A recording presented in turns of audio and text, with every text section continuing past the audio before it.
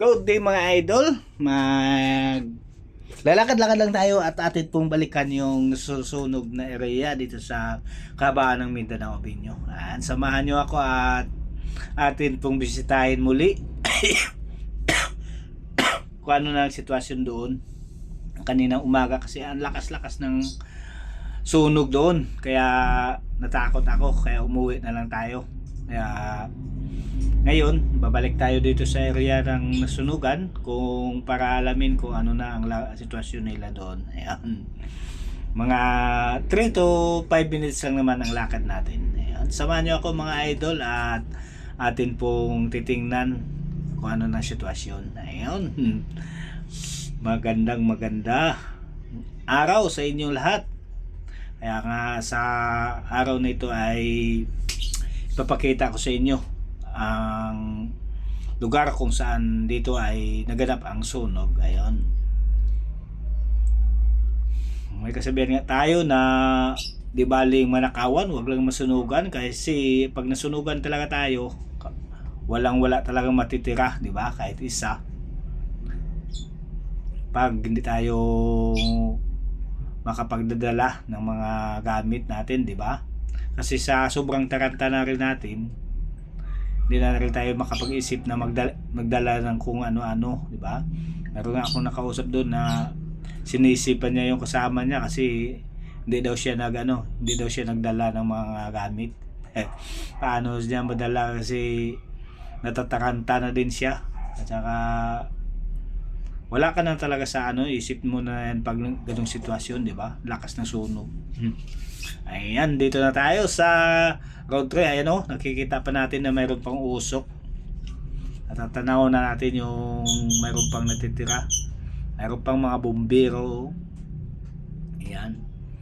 Aakyat na lang tayo sa tulay para ipakita ko sa inyo kung ano na ang ganap dito sa nasunog na lugar. Ayan.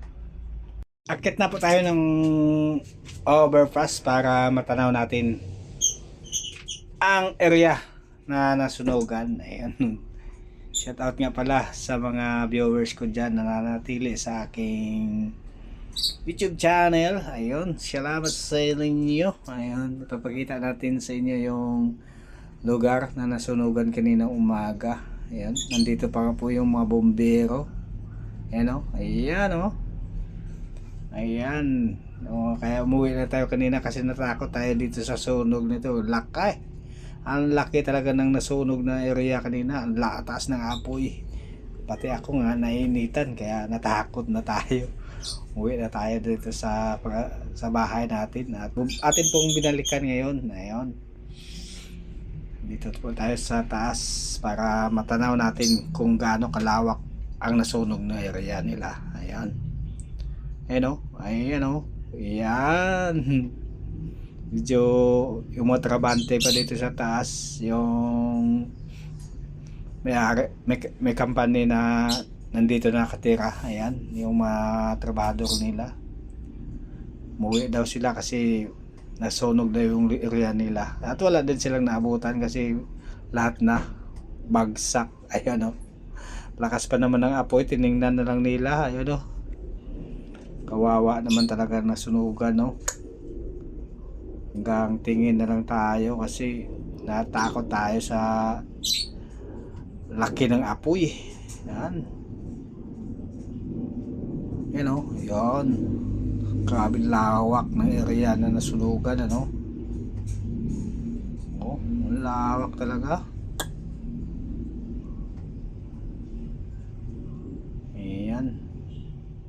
Kaya tayo dyan, mag-ingat tayo lagi sa ating mga bahay. Kaya mag-ingat tayo sa ating mga niluluto. Baka kung saan kaya nagmula itong sunog na to, baka sa kuryente. Ayan, shout out sa lahat. Thank you so much sa inyo. At walang sawang pagsusubaybay dito sa aking YouTube channel.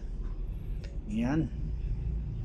Tingnan natin ayun grabe mga wire mga sunog na rin yung iba. Inabot na rin siya ng yung apoy. Grabe Yan, thank you so much at mabuhay tayong lahat. Kaya tayong lahat ay mag-ingat-ingat palagi sa ating mga ginagawa. Ayan. Kung sa ano ang pinagmulan, kaya di natin alam kung saan nagmula ang sunog. Kaya tayo bilang tao ay mag-ingat na lang tayong lahat para sa ating kasiguridad. Ayan. Buti na lang ito hindi nadama yung iba dito sa may highway banda, no? Ayan, thank you so much. Babus!